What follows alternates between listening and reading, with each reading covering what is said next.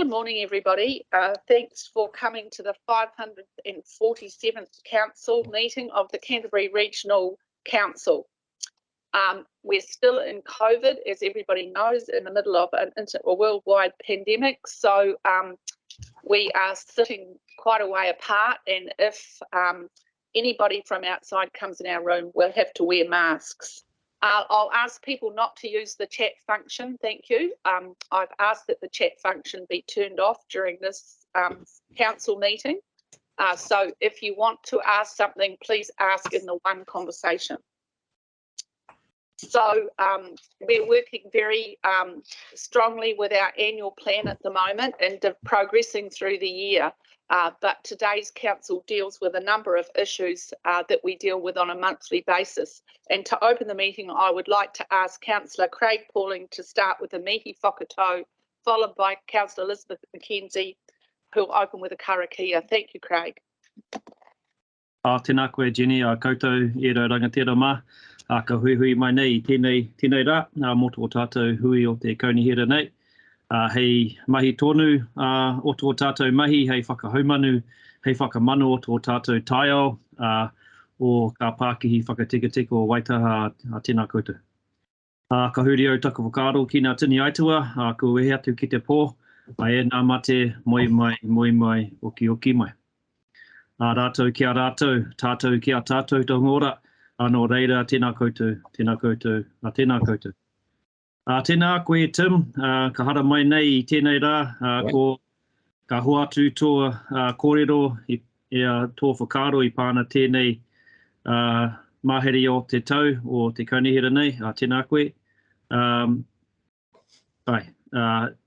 Kia koutou e nā hoa mahi, nā kaimahi, nā me mō te hāpori e mā taki nei. Nō reira, e rau rangatira mā, tēnā koutou, tēnā koutou, tēnā koutou. Ka hoa atu te rākau ki Councillor McKenzie mō te Karakia Timatanga. Tēnā koutou.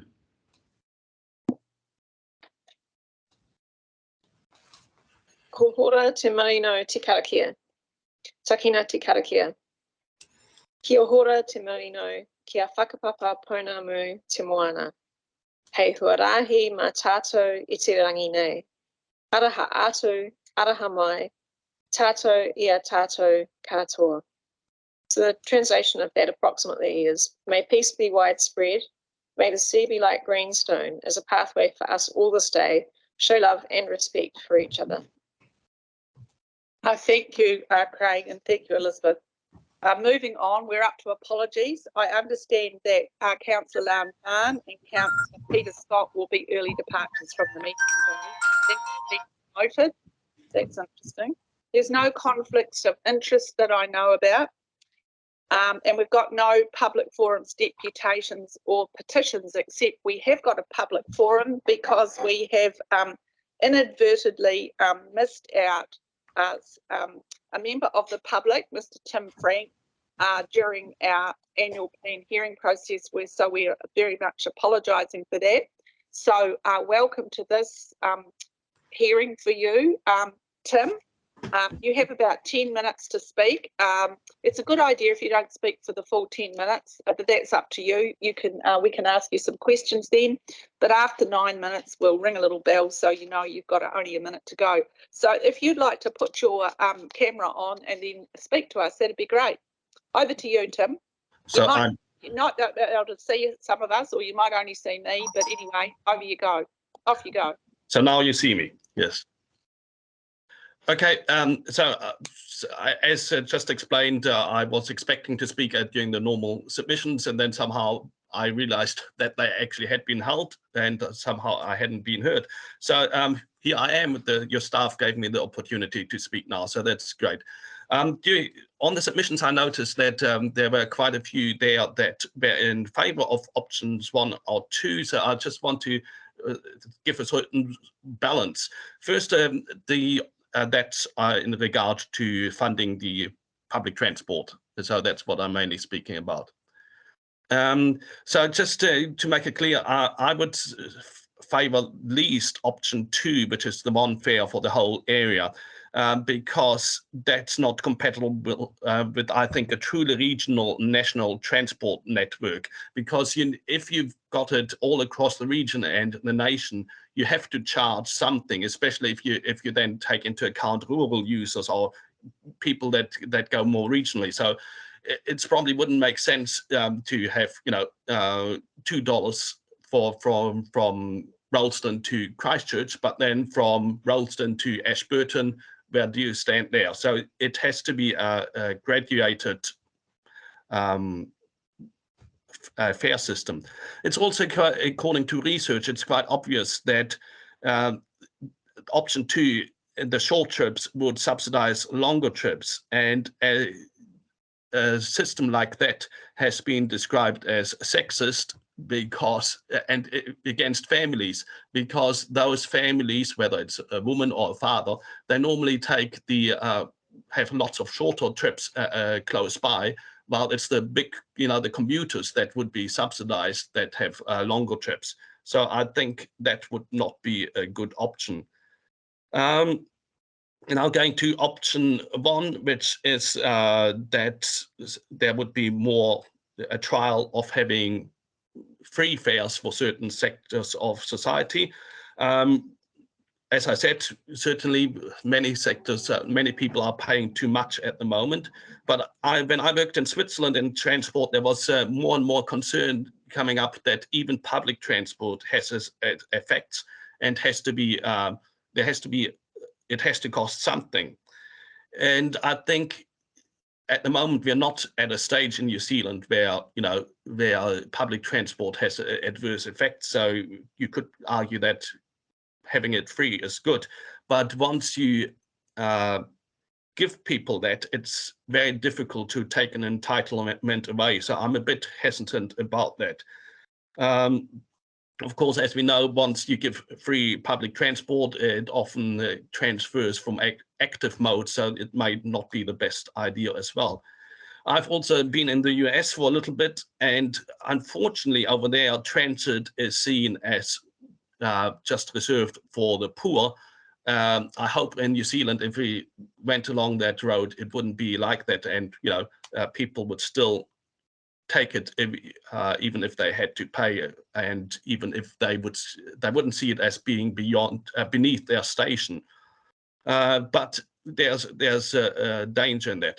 Also, if we give transport for free to certain people, there would be no contribution from businesses or employers. For example, I know an employer of low-wage employees in the CBD in Christchurch here, and that employer subsidizes car parks but does not subsidize public transport in any way, even though employees, it's feasible for them to use public transport, and about a third of the employees come by bus.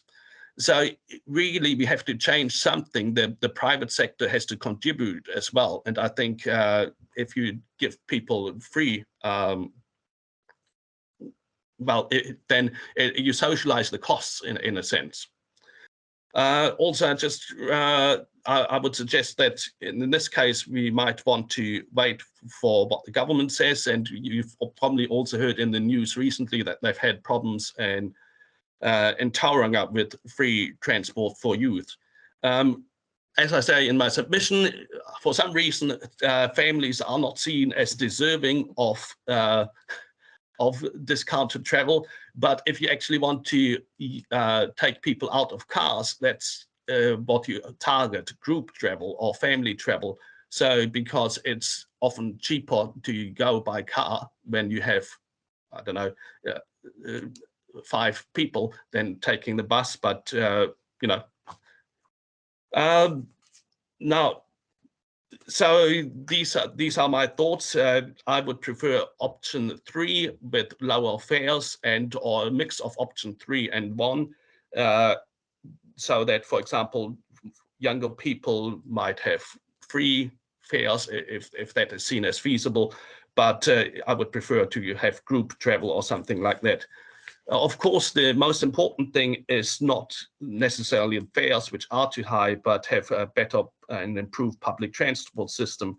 You need faster travel times, and that includes for people in people in Rangiora or Ralston, network expansion and frequency increase, and I would say more attractive modes such as rail. Also, you need a connected network. Currently, the network in Christchurch is advertised as the connected network. I don't think that's the case.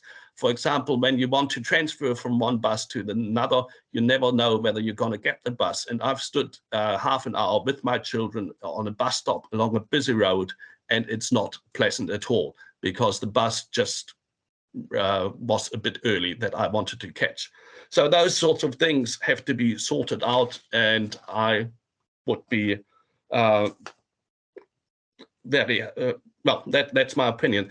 If I can go just one step that I haven't raised in my submission, and as far as I see, the rates would be, if we require more funding for public transport, it would come from targeted rates, but they would be spread across all tax ratepayers in that area.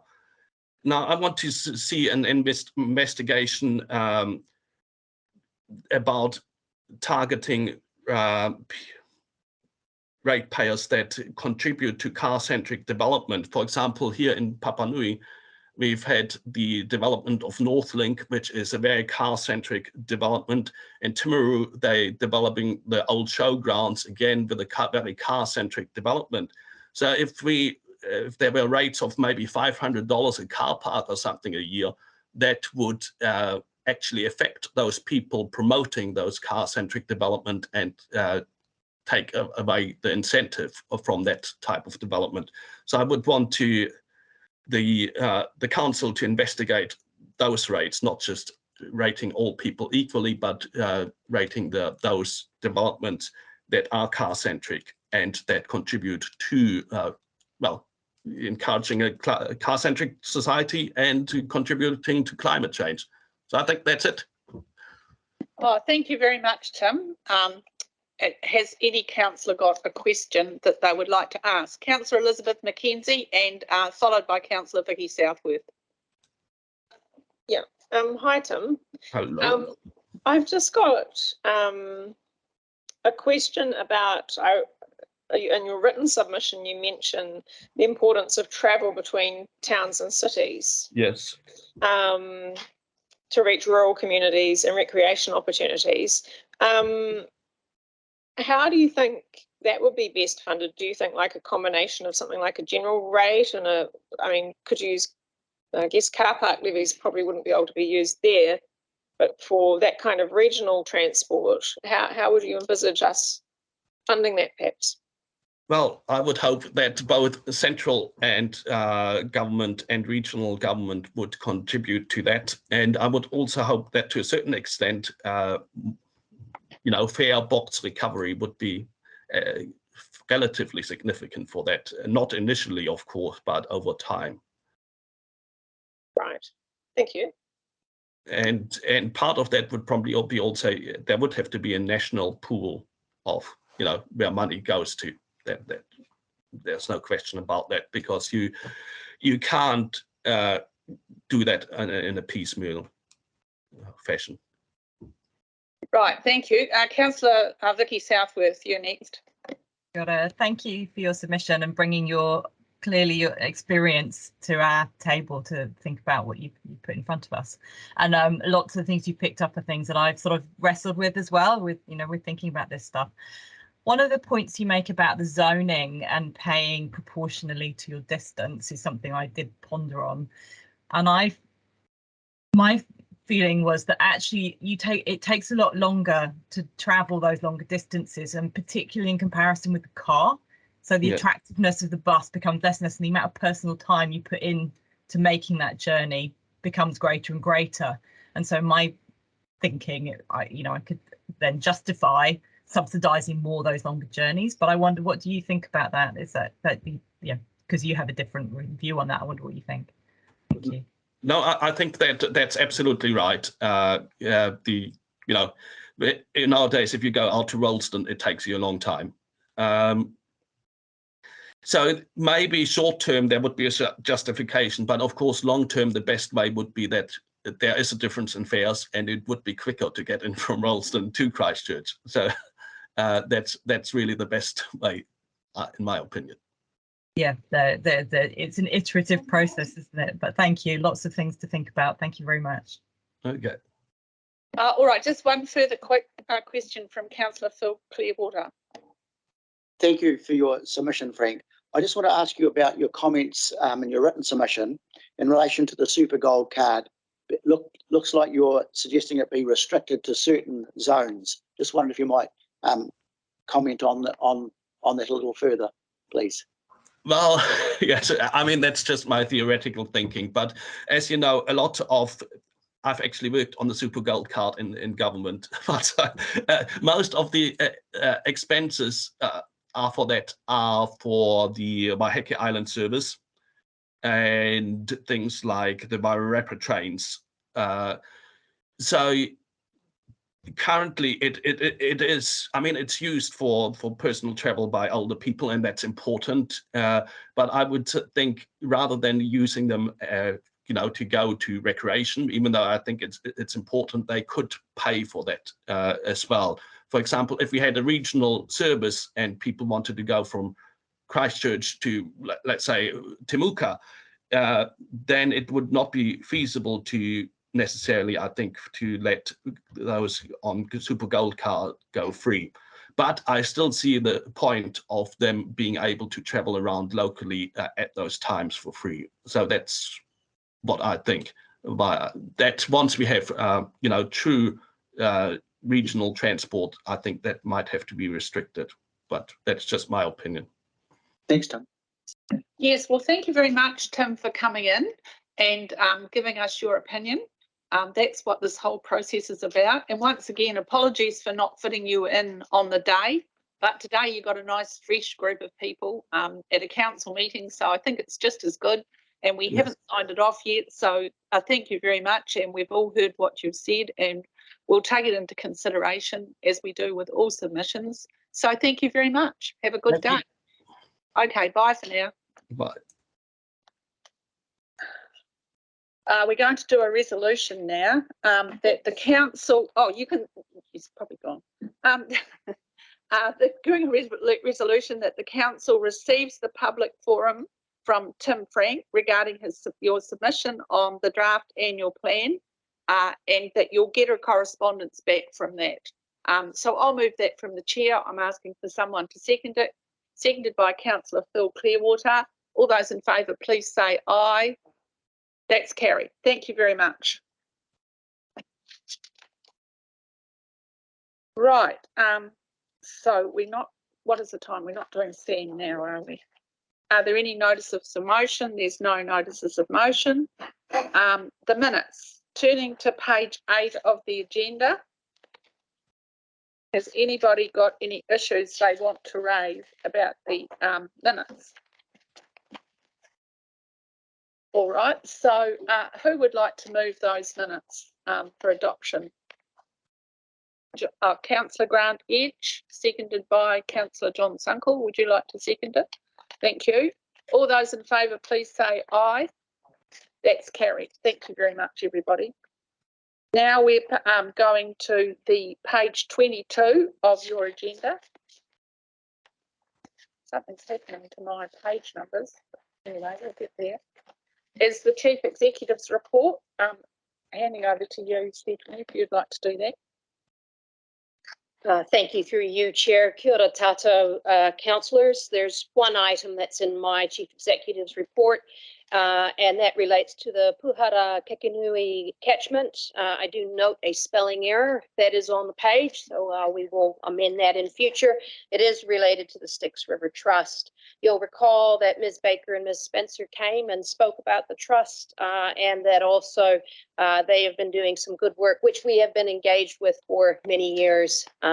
In particular, we congratulated them. They put in a bid with regard to the Ministry for the Environment Freshwater Improvement Fund, which they were successful in securing, and that creates great opportunity for continued improvement in water quality in that area. We also encourage them to continue working with us and our staff. That has been a healthy relationship, and we certainly wish to carry that on. And we do note the 6-kilometre gap in the source to sea Kitai process, so we want to continue there. And Chair, I understand that you and Timatanga at Couch Lewis attended the opening with regard to the Christine Hiramaya Field Centre on the 7th of May. So thank you for that. Thank you very much, Stephanie. We did attend the opening. It was a very good opening. About 100 people came. It's a very exciting development out there. The planting has been going on since about 1987, and then the Sticks Living Laboratory started up rather like this council, City Council, was instrumental in working with the community to set that trust up, and we were on that one of those boards to do with that trust until just recently, actually. And the trust organised, it's reorganised how the trust is set up, but it's been very much driven by staff at the City Council and staff from here, but particularly the Parks Trust, the Parks Rangers at City Council, who were there in full force. And even it was great to see the people who used to work at council there, who started that planting. And it's great to go out there and have a look. So if you want to go somewhere really interesting to see what city people are doing about replanting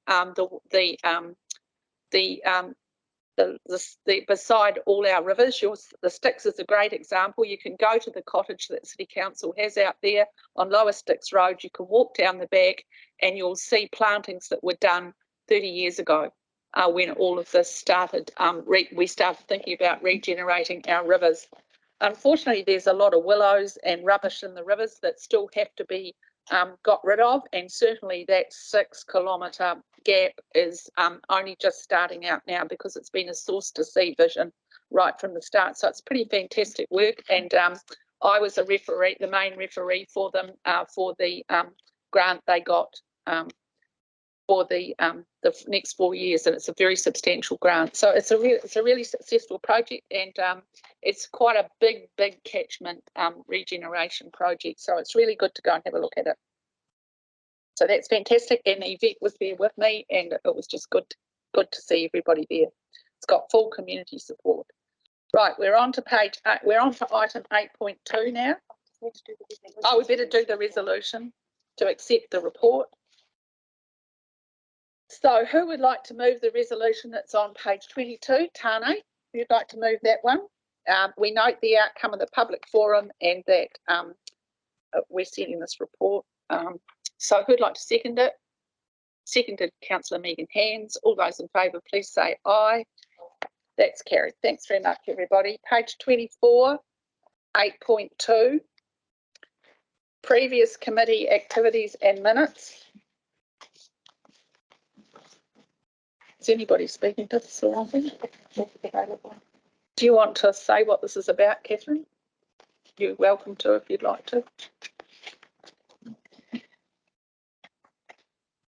Kia ora koutou. This is a very short and sweet report, just noting some of the minutes that follow it.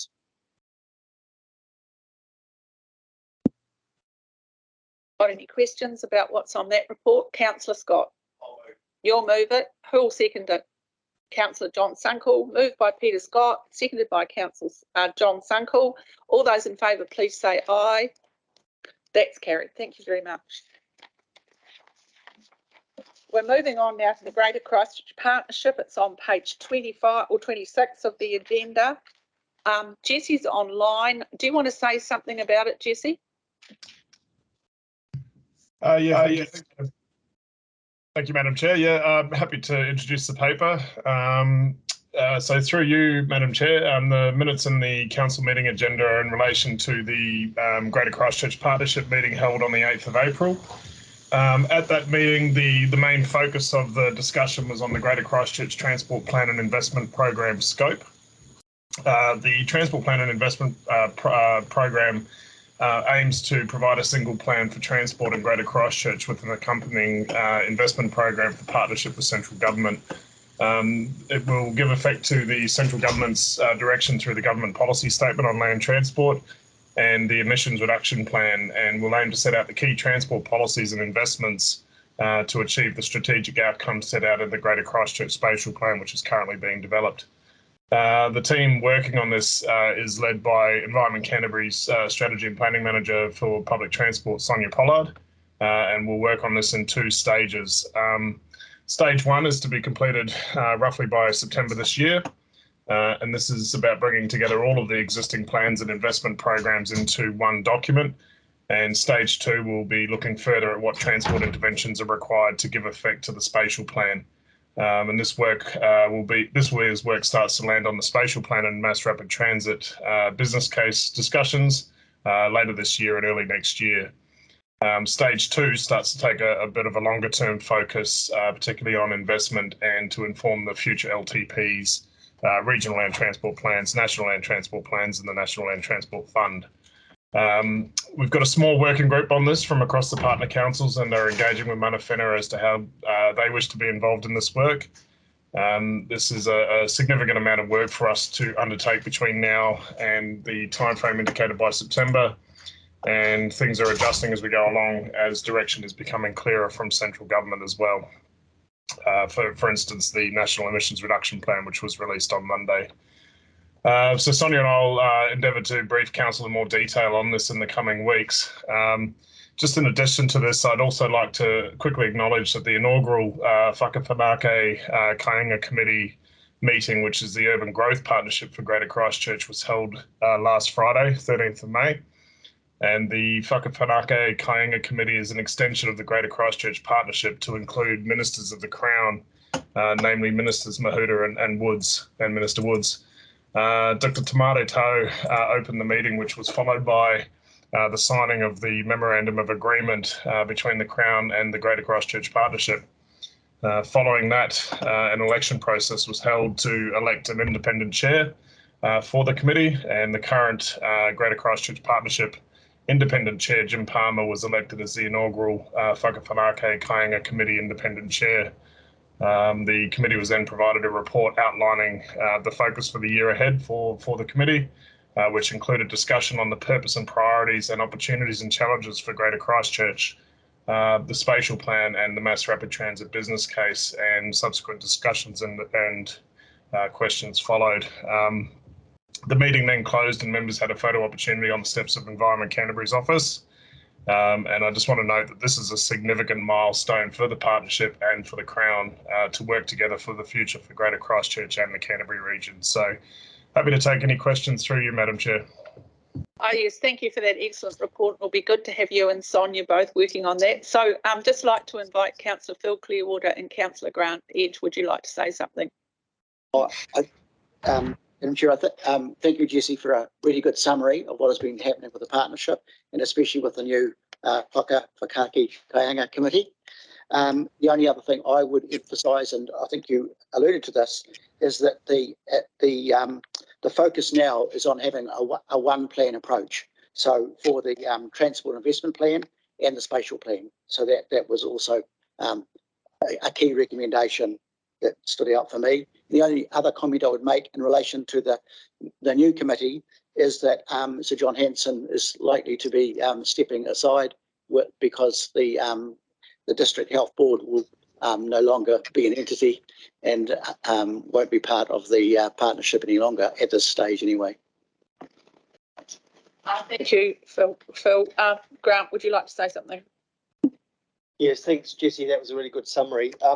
It was a really exciting event, really, bringing together the ministers plus the Greater Christchurch Partnership, and it really gives us confidence going forward that there will be a joint effort from the government and the regional council and our TAs going forward to deliver on housing and transport issues, especially through Greater Christchurch. And I think the minister was really pleased to be there. And I forwarded councillors the media statement earlier this morning, just in case you haven't seen that. And it gives a good summary of what the intent is of the Urban Growth Partnership. Thank you very much, councillors. The Urban Growth Partnership formation of the new committee, it was very exciting because it's so illogical that council doesn't have direct meetings more often, that councillors don't have more direct meetings more often in a collaborative fashion with central government, and we've got it during this term. So it's thanks to lots and lots of people who've been involved in that that's made it happen. It's got to be a development that we extend into other areas of our operations, because it might increase the level of funding we get in councils to start with. But not only that, who thinks people should work in silos? No one. So we should work with central government to make it happen better, and we might not have such a mess going forward. Anyway, I thought it was fantastic. So now we'll return to the recommendations. There's 2 recommendations on page 25. Receives the minutes from the 8th of April and notes the partnership meeting held on the 11th of March and presented to the council on the 13th of April were confirmed without amendment. So I'll take that as moved by Councillor Grant Edge and seconded by Councillor Phil Clearwater. All those in favour, please say aye. That's carried. Thanks very much, everybody. And thank you very much to staff for all the work on that. It's a fraught area to work in a way, because it's a partnership and we have to very carefully balance what's going on there. So people do a really good job at doing that. It's fantastic. Page 30, there's the report. Yes, Councillor Funkel, did you want to say something? I did, if I could.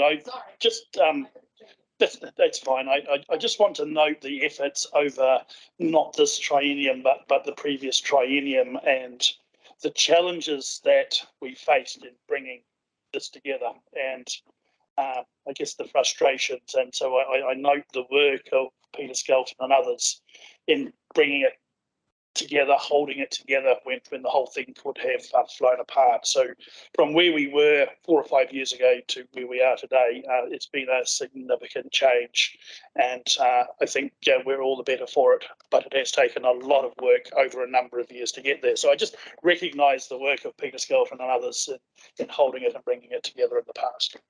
Okay, cool. Thanks very much. We're on to page 30 of the agenda, item 8.4. Council resolutions, which is a really good new report that staff are very diligently putting on our agenda for us. Are there any I don't think we need anybody to speak to it. Are there any items people want to raise or any issues with anything that's on there or questions you've got? All right, there doesn't seem to be any questions. That's very good. Thank you very much. So who would like to, I'll move from the chair, notes the status of the previous resolutions provided in the status of council resolutions report May 2022. Who would like to second that? Councillor Elizabeth Mackenzie seconded it. All those in favour, please say aye. That's carried. Thank you very much.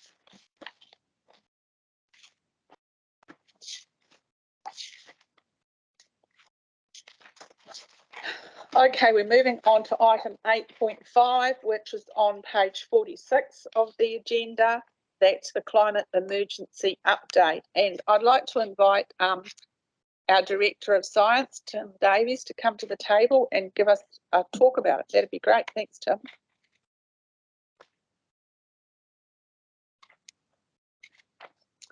Oh, and Taflin, that's great. Welcome.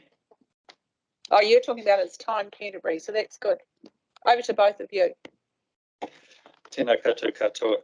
Yes, Taflin's really here to answer any questions around the It's Time Canterbury. But so the climate change emergency, it's worth pointing out that on Monday was the 3rd anniversary of the climate change emergency declaration that the council made, and just worth pointing that out. And this update around the climate change work that is being done in Environment Canterbury, and just to point out that this is a rolling program we do on these papers. It's not about presenting every time all of the work. We just choose a particular area, and this time we have chosen to highlight the work of It's Time Canterbury, which is the communication campaign that came out of the annual plan from 2021. Yeah, I've got that right. And where there was specific funding to launch the program. It's been funded in the long-term plan, and it links to the level of service 23.1 about providing information, advice, tools and resources through the climate change communication projects. It's really important to note that we work collaboratively. We work together with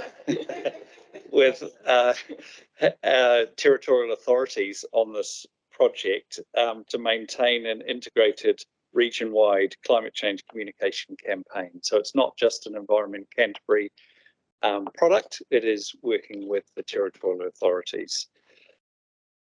And I guess just to finish off on this item, in April there's been some refreshed work done on the It's Time Canterbury, particularly focusing on video content and just giving it a bit of revitalisation. Through you, Chair, if it's all right, I would just like to highlight 3 other areas around climate change work that is ongoing, because they're very recent and we haven't been able to incorporate them into the paper. But I just wanted to highlight, first of all, sea level rise and the work of Te Taipare o Aotearoa, which is a 5-year research project pulled together by Victoria University, funded by the Minister, by MB. And it's about, the product that has just come out is about mapping our coastal areas and looking at where there has been sea level rise or sinking of the coastline. And of course that sinking can either be through tectonic or what's often referred to as static around ice sheets and the adjustments that go on following ice sheets over many thousands of years. So it's been mapping the coastline, and it gives a really powerful tool for communities and policymakers and anybody really to look at their area of coastline and where there is what the sea level is likely to be doing under different climate change scenarios. So it's a very powerful tool, and that came out 2 or 3 weeks ago. The second piece, which is much more recent, I just wanted to point to, is the emissions reduction plan that just came out on Monday. This is the National Emissions Reduction Plan. And just for clarification on this plan was in response to the Climate Change Commission recommendations that were, and we submitted to the government on those recommendations from the Climate Change Commission. This plan is now in place. It is not something that we put a submission on. So just so that it is in place, and the submissions went through around the Climate Change Commission recommendations to the government, and we did submit onto that. And of course, the other thing just to point out in that space is obviously that there is the budget going on today, and there may well be other funding that comes through. And I say that really because in the emissions reduction plan, there is the funding from the Climate Change Emergency Response Fund, and that's something that we would expect we would be bidding into around different areas of climate change. And then the third thing that I wanted to point to is the National Adaptation Plan that's out for consultation at the moment. And really, I don't want to say too much about it. There is a briefing to councillors tomorrow around that. There is a submission that we are currently preparing. It will be coming to the Transport and Urban Development Committee on June the 2nd, and the submission is due on June the 3rd. So this is the National Adaptation Plan. And then finally, I just want to sort of bring that down to the local level and say that we are working with our territorial authorities around localised adaptation, and we've the climate change working group that we have with our territorial authorities sitting under the Mayoral Forum has been preparing information around what the territorial authorities are doing, what local consultation and work around adaptation has been done. We've done a stock take, we're pulling that together, and then we're thinking about, okay, how can we work together around adaptation planning across Canterbury? So, got it. Thank you very much, Tim. That was a very informative report. Have we got some questions? Councillor Vicky Southworth has a question or a comment. Thank you. No, I've actually got two questions. Great. And it's really great to say as well. I'm really pleased to see the emissions reduction plan come out. That's great to see this week. So it's a good thing. But the questions I have, the first one is that I noticed that when we have our It's Time Canterbury on the Facebook page, and for example, the new video with Fiona speaking about climate change in Canterbury, that there is quite a high number of sort of climate skeptic comments on there that almost crowd out more constructive or, you know, more positive responses that I guess we're hoping to try to achieve through this program. And so I wonder what we're doing. How do we respond to that? What's the solution for that? As the first question, and then I'll ask a second one after that answer. Thank you, Vicky. Teflon, maybe you'd like to address that. Yeah, thank you. Yes, it's a very good question. What we try to do with all social media, It's Time Canterbury, but also our other pages, is to allow it to self-moderate where we can. And so having the point of It's Time Canterbury initial phase one was that it was a community conversation, and that we were seeding in evidence and facts and allowing the community to have the conversation, so we could get a sense of where the pockets were where people have a problem. What we've discovered is that problems are around what can I individually do about it from the people who are seeing the evidence and wanting to respond, and obviously then still this group of people who are coming in that this is not even a thing, you know, we're not buying into this at all. So we are watching it very carefully, and as to when we then post things in ourselves, new evidence, something new that we can put in. And also just to say that Fiona Shannon, our chief scientist, has been fantastic. So we've actually had some of these people we've been able to identify, and also people bringing customer services in response to It's Time Canterbury to say, I'm not buying any of this. And Fiona has been great, and she's actually picked up the phone to some people to respond to that in person and have those conversations. And she's been very happy to have those conversations. But you're exactly right, Councillor, that we are actually watching that and seeing when we go in and when it'll self-moderate. Oh, that's great. Thank you. Yeah. And then my second question was, are we seeking expert advice? I mean, I realise we're very much, I think, the first really of doing this sort of wide-scale regional behaviour change. Are we tapping into the expertise that we have in our region or wider? For example, I know Professor Don Hine gave a very good presentation to some of us through the Mayoral Forum a little while ago. And I just wonder how much we're getting support. Thank you. Yeah, thank you for that. Yes, and in fact, we've got more behaviour change expertise on our team as well now. So phase two of this, so you recall, it was a two-phase approach. The phase one was really raising awareness and starting the conversation. Phase two aligns really well with the work that Tim just talked about around what is happening locally, what action can people take, but also what action is being taken, and around those local pieces. So we have actually since launching phase one, we've actually recruited somebody who's got some behaviour change experience around road safety campaigns and things like that, and that's being applied to phase two. But also Professor Don Hine that you mentioned from the University of Canterbury. So the Mayoral Forum has obviously seen a presentation. We've taken that and approached Professor Hine, actually on your recommendation, thank you, Councillor Southworth, to ask him to come in and actually meet with the youth ropu and staff and councillors if they would like to be part of that. Now, his next availability is the youth local meeting, which is the beginning of August. And so that's locked in. He's going to come and do a similar presentation, but we have specifically asked him to have a look at how that youth local can talk to young people around climate change and alleviate a little bit of that fear and turn that more into action. And that aligns very well with phase two of It's Time Canterbury and what action can people take locally. Thank you, Teflon. And we at the Christchurch Partnership are going to get Professor Don Hines to come and speak to the all the councils at the partnership as well. So that's in place too. Councillor, who's got the hand up? Phil? Oh, John? Thank you, Madam Chair.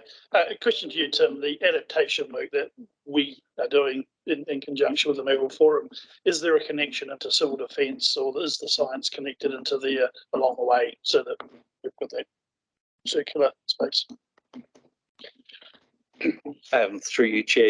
Yes, it is, and in fact, we're quite fortunate in that the civil defence group that sits under the mayoral forum, the working group, is also chaired. So I chair the climate change working group, and James Thompson, who's also employed by Environment Canterbury working in civil defence, chairs the civil defence part of that. And we've been working about how we work across together to ensure that we're using same information and just ensuring that it is linked in together. Phil Clearwater. Thank you for this report. And Tim, I've got two questions. One's about engagement. First, Tim, I'd ask you about the with the National Adaptation Plan. Oh no, sorry. I really want to ask you about the work that was done on recent work was done on the sea level rise.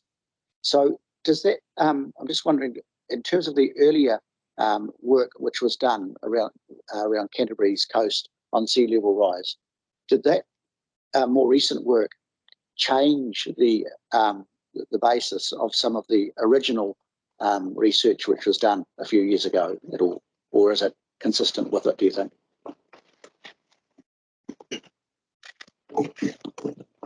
I'm unable to answer that, I'm afraid. I haven't looked at it. I do know that the research program is very much building on the work that was available and any new information. Whether it has changed, particularly I think you're thinking of in the Christchurch area, whether it has changed any of the recommendations, I'm unsure. I can come back to you on that. Sorry, I'm just looking partly at Councillor Mackenzie, whether she might know the answer. I can probably just add a bit more to that. So you're talking about the difference between adding that new subsidence and geological data to. Yes, yeah. So that data was actually presented at the Climate Sensitive Communities conference, which was quite some time, about 6 months ago. At that stage, I don't think it had been incorporated, but my understanding is that it would have been incorporated with the previous predictions, which would have been based on, the sort of international data to give a more localized prediction. So what we've got now is a much more accurate prediction of what our coastlines are going to do, because it takes into account both the uplift or subsidence as well as the sea level rise for that particular area. Thanks, Elizabeth, and thank you, Tim, too. But I think perhaps at some stage, and I know we've got a huge amount of work on, but at some stage, perhaps a briefing for us about the recent research I would find really useful for one person personally. My other question really was for you, Teflon, and thank you for explaining about the work that's being done around the engagement, and especially with, say, communities and working with the other TAs. I'm just wondering, for those future conversations with communities, would it be possible for us to have a timeline, so we have an approximate time as to when some of those things will happen? And I do appreciate that would have to be done in conjunction with the TAs too. So. Through you, Chair. Thank you, Councillor. And Tim might be able to add to this as well. So that stock take that Tim mentioned that we're doing with the territorial authorities around where they are in their work and what conversations they need to be having and what order they want to roll them out, that will inform the timeline for It's Time Canterbury as well. So we've been part of those conversations as well to work with the TAs to see when they're ready to have what conversations. One of the key things that we have identified from the first phase and some of the feedback is that unless it's local, which is something that you councillors know, because we did say that right at the beginning, we've got to make it local, we've got to make it relevant. And so that's exactly the piece that we're working on. So as soon as we've got something that we can bring you, we'd be very happy to bring that back. And perhaps if I could just add that we are aiming to bring a briefing workshop really to you within the next couple of weeks around that, exactly that, how we are looking at the adaptation work and action. Right, I can see Jessie. I was just going to say, before you leave the table, we'll ask Jessie. Jessie, would you like to say something? Oh, thank you. Through you, Madam Chair, yes. So just in relation to the stock take, so the councils that have provided all of the information and has formed part of the working group, we're actually meeting next Friday to discuss the stock take. So I'll certainly take the feedback from today's council meeting to that meeting, and in terms of timelines and things for the climate action planning work, which is only just starting to evolve in terms of its thinking off the back of the National Adaptation Plan and the National Emissions Reduction Plan direction landing. So we're building, if you like, an evidence base here with our risk assessment, our stock take. We've got a comms and engagement plan with It's Time Canterbury campaign, and we'll start to scope up what the climate action planning looks like for the region, and working with our TA partners and with Mana Whenua, and we'll bring that through to council to workshop and brief that with you over the next few weeks to the next couple of months. So that's the aim timeframes that we're working to at this point. There's a lot going on in this space with other risk assessments for our land holdings and inventories and all sorts of different things that are underway in the climate change space. So it's really about bringing all of that work together and workshopping that with you as councillors, so that we're all on the same page about what our next steps in terms of addressing climate change are. Oh, thank you very much for keeping us so updated, Jessie. That's great. Thanks, Tim and Teflon. I think that's all the questions. I'd like to ask Councillor Elizabeth McKenzie to move the resolution, receives the update on Canterbury, Environment Canterbury's climate change work, focusing on It's Time Canterbury communication update. Is that all right with you? Okay, cool. And seconded by, do you want to second it, Councillor Southworth? Yep, happy to second. Seconded by Councillor Vicky Southworth. All those in favour, please say aye. That's carried. Okay, we've got Mayor Sam scheduled at 12 o'clock. We've just got time to do report 8.6 on page 48, and I think Catherine Checky's going to talk to this. Thanks, Catherine. Kia ora anō. The paper before you is one of the procedural matters ahead of this year's election. The election, as you know, is on the 8th of October. And it requires the council, if it so wishes, to choose the order in which names of candidates appear on the electoral papers. If you don't make this resolution, then the default setting is for the names to appear in alphabetical order. And there's a presumption, I think, that that causes some sort of unfair advantage for those whose surnames are earlier in the alphabet than Shaki. You'll see that there's the three options for you. I'm in your hands if you have any further questions. Look, personally, I think it should be alphabetical. Is there anybody with a contrary position? Right. Catherine, what's your advice? The resolution recommends that they be in random order, and that's consistent with the... My fault, I read it wrong, sorry. Okay, all those in favour, who would like to move the motion? Grant Edge, seconded by... I'd like to second it as a Victoria Southworth, please. All right, you can second it. All those in favour, please say aye. That's carried.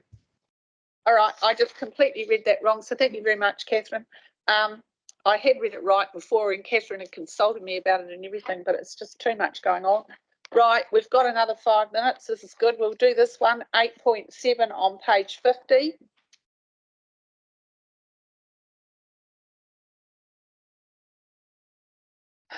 Okay, this is John. Would you like to speak about this report? I wondered whether Brian was going to introduce it, or would I introduce it? I shall. Thank you, Madam Chair. Annual Plan 2022-23 financial update. This was a report I requested come through to the Audit, Finance and Risk Committee to fulfil our duties as a committee to look at the challenges of the annual plan. And those challenges were we had put together a document to go out for consultation on a basis of a set of assumptions, and in the intervening time we'd seen inflation rise, we'd seen bus driver wages, a bunch of things come into play, which then created risk associated with where we were. So the bits and pieces that are in the paper are all those matters that have been part of conversations, the chair, the deputy chair, myself and others, audit and risk, and with members of staff. And so this paper pulls all that together, brings it into a formal place where we can state clearly that we have given due consideration to these matters. And so if someone in 2 or 3 years' time wants to look at it and say, who the heck made those decisions? What were they thinking? We have a formal record in place. So that is the reasoning for this paper. It's about the functional process rather than what's in it, given that we have had all those matters in briefings and discussions. Brian, would you like to say a few words about it? I think Councillor Sunkel has really covered it. I mean, we largely included all these matters in the slides we previously included in the briefing, so I don't think there's anything additional to add at this point. It's a very good process to put it on the agenda like this because of transparency and the requirements under the LGA and the general ways council operates. So the more transparent we can be, the better. It's a really good report. So thanks very much for getting it ordered. John, would you like to move the resolution? Who would like to second it? Seconded by Councillor Tane Apanui. All those in favour, please say aye. That's carried. Let me see what's next. I think we just might wait.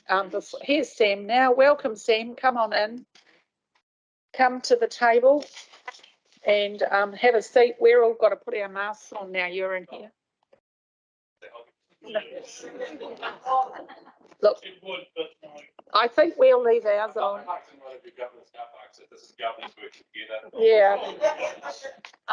We just need to follow our process here, but you do what you like. You've got to speak.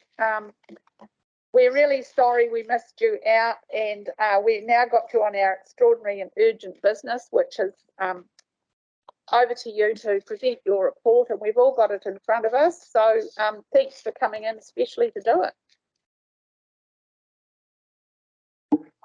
Kia koutou, everyone. Ko Sam Brompton, Toku Ingoa, Kora Matua o Waikirikiri. I'm the Mayor of Selwyn District, and it's great to be able to come in today and present our report. And thank you for the work that both ECan and Selwyn are able to do for our communities, serving people that love our place and want to see it continue to improve over the coming 12 months. And the annual plan is a really key way of trying to address the issues that are within our communities. Just some context for Selwyn. We're currently over 70,000 people. If you think back less than 10 years, we were only 40,000 people in about 2013. So a huge jump in over 30,000 people, or about 30,000 people in the last 8 years. And to just put that in context around the numbers of people living around the South Island, there's nearly as much as a new Nelson who's moved in. Nelson's just over 50,000 people. We've got 30,000 have just arrived on our doorstep. And so thinking about a space of change and a space where people are up for a conversation and where people are excited about where they are, Selwyn is that place. More people moved to Selwyn in the last 12 months than into any other city or district in New Zealand. So more people than moved into Auckland or Tauranga moved into Selwyn. And so the type of conversations that we're having as a district look slightly different than maybe some of the other conversations that happen in districts around the rest of the country. Our submission really focused on 2 areas in particular. So the 2 areas are flood recovery and protection works, and the second being public transport. So the flood recovery space, you've got our submission, but the 2 key points are for the last 5 years, I feel like I've been coming here asking for you to be proactive about addressing the situation in the Selwyn Waikirikiri catchment, and to date we still haven't seen that work arrive. We're keen to see that work funded by a general rate across the district, so that actually we recognise that we all benefit from protection from river flooding events, and that is in both our towns and those that live alongside the rivers. And we are keen to see that happen now and for that work to begin. There's a whole lot of local groups that have set up in response to floods over numerous years. 3 years ago, Hororata was the hotspot. 12 months ago, Springfield was the hotspot. And these events are rivers and overland flows that for climate change reasons and historical reasons and just the repetitive nature of the way weather cycles across Canterbury, particular spots get hit harder than others. The current Waikirikiri fund covers up to Ridgeons Road. It's only the bottom of the catchment is actually covered.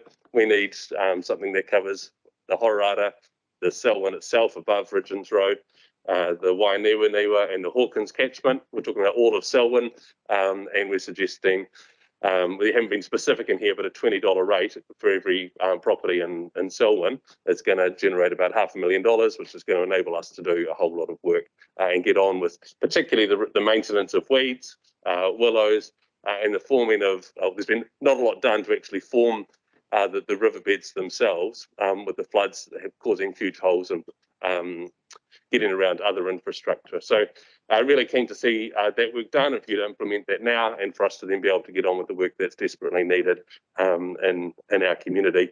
We'd like to work with you, and I know that the locals would like to work with you around what that program of works would look like. And Whakamutunga has also said they're keen on that conversation because a number of their bridges are obviously affected by floods. The second piece is around public transport. So we've said there that we support the $2 flat fare proposal. There was quite a bit of discussion amongst our council as to what was the preferred space, and I think probably in the end, if we were to talk about a hybrid, that might actually be the place we would have preferred. But if we're just picking straight from your options, it's the flat fare. Having no zones across Greater Christchurch, I think it's a huge benefit in people being able to travel around the wider area. At the moment, it's an interzone trip between Prebbleton and Lincoln, which prejudices those that live really close together but aren't close to the city centre to be able to travel to and from the university, and that's not helpful for students that move to Canterbury.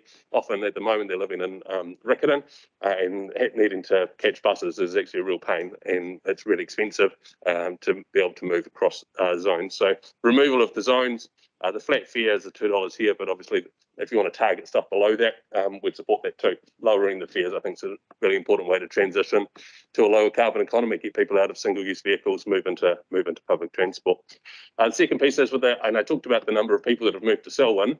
We haven't seen the lift in the service provision as our growth has increased. So 4 or 5 years ago, we introduced the Darfield and Ellesmere services. We're asking you to now increase that service. So rather than just a once-a-day trip, I live in Darfield. If I want to catch the bus to Christchurch, I've got to catch it at 7 a.m. And I have to be willing to get back on that bus about 5 to get home again. If those times don't suit me, I'm not going to take a bus. And if I'm worried that I might miss one of those buses, I'm not going to take a bus. So a twice-a-day service, something else coming in at, say, 10 and going home at 3, and push the later one a bit later, so those that work to 5 or 5:30 can catch a bus home at 6 or 6:30. That would make a big difference to the service. And so we encourage you to please put that in. And the last one is thinking about public transport within Selwyn. And so those Ellesmere and Leeson services are kind of to Christchurch.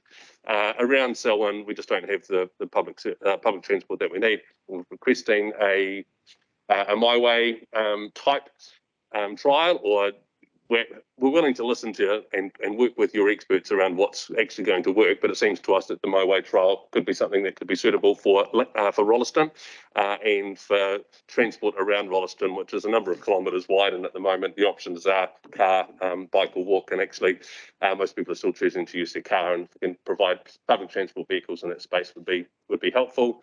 And including in that, thinking about as new developments come on board, and we've got developments of thousands of houses, thinking about what public transport routes are going to be set up in them before the houses are built. So when people move into a new home, their initial move to think about transport is what's the public transport that's here, rather than 2 years after they've been using a car to travel everywhere, they then have to change what their habits have been.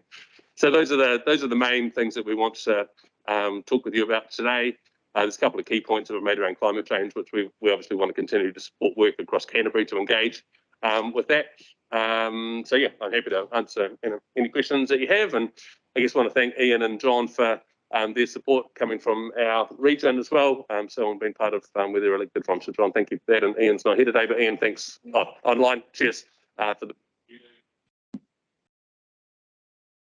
Sorry, I cut you off. Sorry.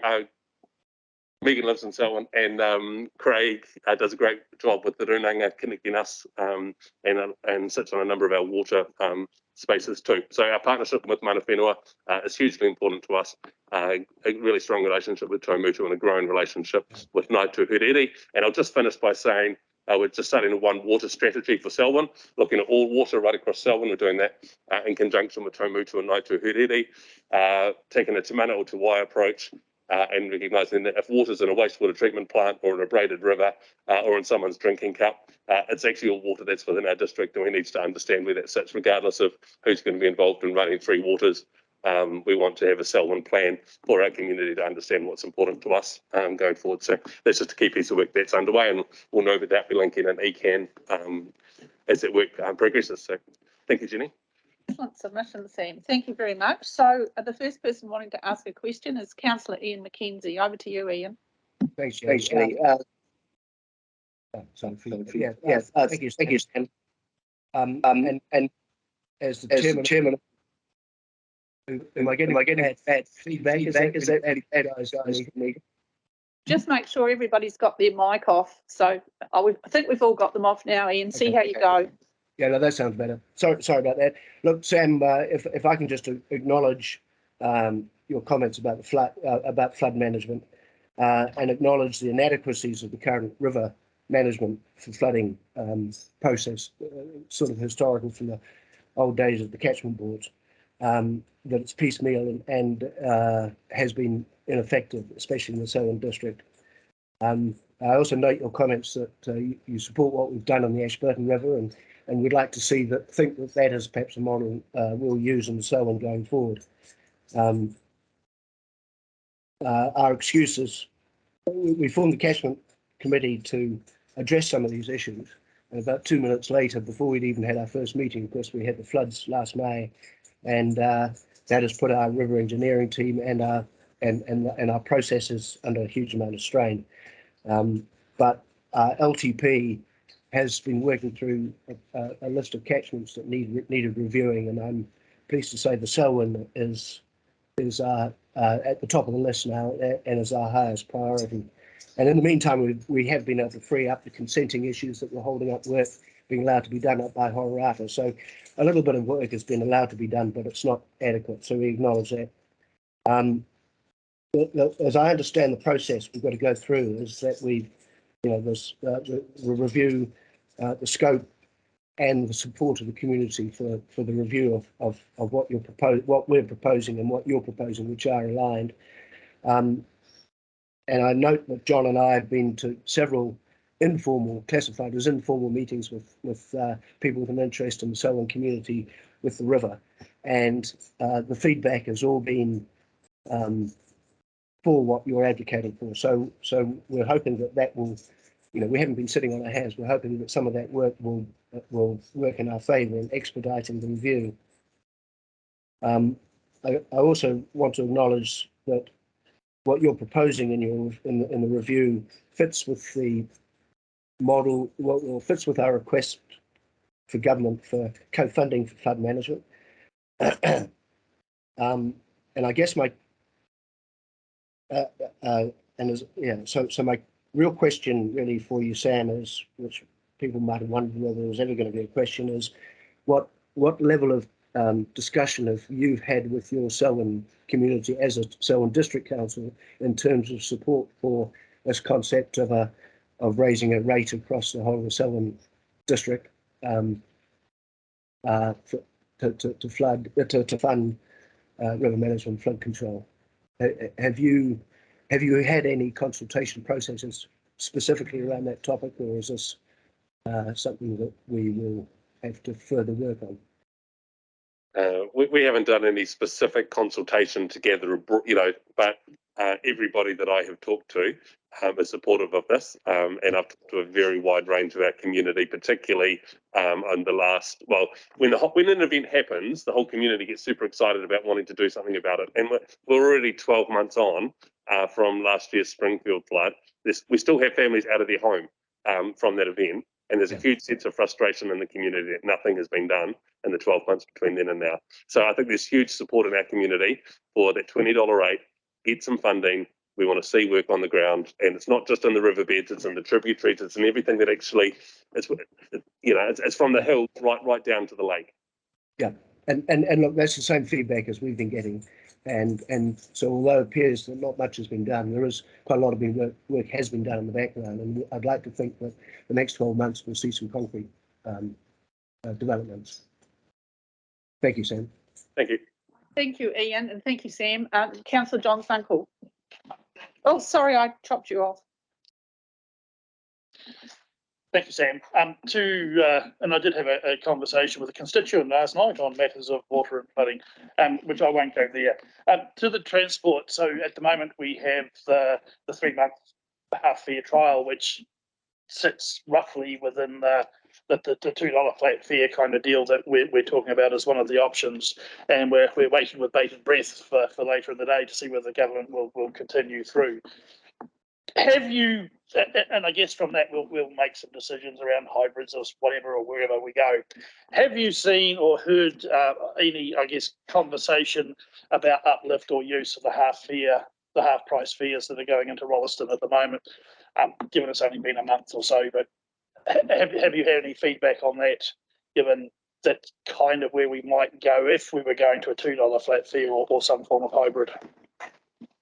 Yeah, specifically with the Lincoln University Students Association and understanding the travel for students of Lincoln and students that we want to attract to the city to be able to choose public transport as their mode of choice, that lower fare definitely makes a big difference to them. Right, thanks very much, Sam. Councillor Vicky Southworth has a question. Hello, Sam. Thanks for your submission, and that's really useful on both flooding and the public transport topic. We're just wondering whether there might be a role for the zone committee, Selwyn Waihora Zone Committee, with respect to the flood side of things. And in particular, I'm seeing we've just in our last meeting decided to focus on biodiversity corridor, a biodiversity corridor for the Selwyn Waikirikiri, and also talking particularly about the upper catchment area, specifically where you're talking about flooding. And I note that the Willow aspect has got a linkage, there's a synergy there with flood management as well. So I just wonder whether there might be a role, or just sort of flagging it, but I wonder what your thoughts are on that. Thank you. Thanks, Vicky. I totally support the work of the Zone Committee. I think my main concern and what I'd want to land here is the frustration within the community, and adding more people to the conversation doesn't necessarily solve it. Actually, funding solves it, and getting on with implementing a rate and having a work program to then deliver the works on the ground is what my community is asking me to deliver here today. Great. Thank you. Right, thanks. We have another question from Councillor Megan Hands. Thanks, Em. Thanks for submission. Nice to see you in person. Been a while. Just with respect to the flooding aspect, so you've envisaged it being essentially a uniform charge across. So we've been advised more general rate capital at this point in time, given where our consultation went. Have you had any discussion about that, or moving forward, or like would council support? Yeah, I think most of our conversations at council sit around the wider benefits of things, and actually to receive those benefits, often you can't just rely on the 1% of people that are most badly affected when there's hundreds of other people that are also affected when any event happens. So trying to balance it has been something that we have gone for a lower flat rate, which means that the work becomes achievable when the cost isn't prohibitive for families connecting in. So this year we are looking at a biodiversity rate, which is a flat rate right across the district, and it doesn't matter how close or far you live from a river or a forest or the hills or docklands, that's just where that sits. And obviously there's benefits are different depending on where you are, but we see the best way of getting through, and we'll get our deliberations on that in a couple of weeks. I'll know more then. But our community, so far the feedback I've received is a lower rate, flat across everyone, is much more easier to get to. Councillor Grant Edge. Just a quick question. In terms of the idea that you have for a common rate across the whole catchment, if you like, which is, sounds really feasible and something that I kind of agree with.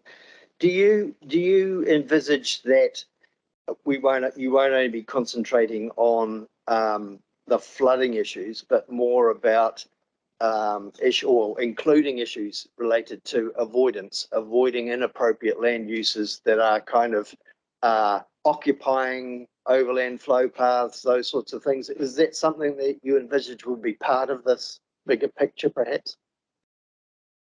Yeah, it needs to be a broad piece of work that understands the scope of things that contribute to the flooding problem. But if we're collecting money for flooding, then you need to spend it on the flooding. So we need to be clear about what the money's been collected for to ensure that it's been attributed in the right space.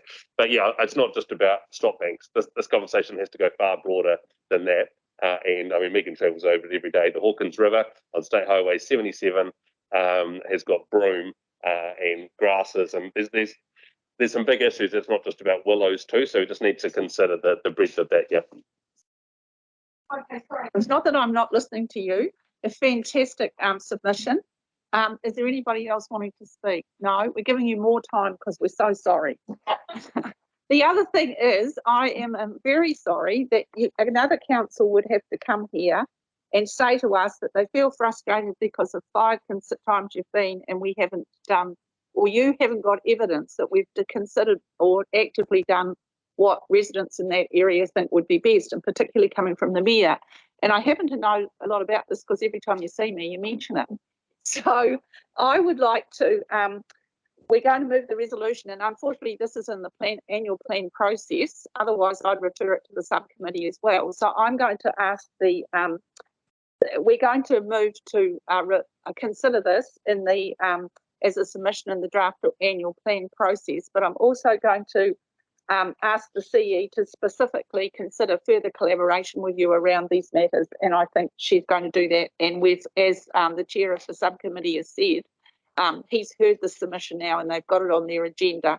So I think you're going to be get it considered and further conversations with you about this. So we need to do that. So I'll move that the council receives Sam Broughton's hearing of his submission to the annual plan of the Selwyn District Council's submission to the annual draft annual plan. And so I'll move that from the chair. Seconded, Councillor Apanui. All those in favour, please say aye. And I'll formally ask the CEO to note those further actions with the subcommittee for consideration. Thank you very much. Thank you. Thanks for coming in. Bye. Okay, we're moving on now. We've got to move into public excluded. We're on page 55. I'll move from the chair, seconded by Councillor Clearwater, that we're going to move into public excluded. All those in favour, please say aye. That's carried. We're in public excluded. We're up to the item 10 on page 57, the date of the next meeting, Tuesday the 24th of May at 11 o'clock. And the next, who would like to do a closing Karakia? I'll ask Councillor Mackenzie, seeing you did the first one.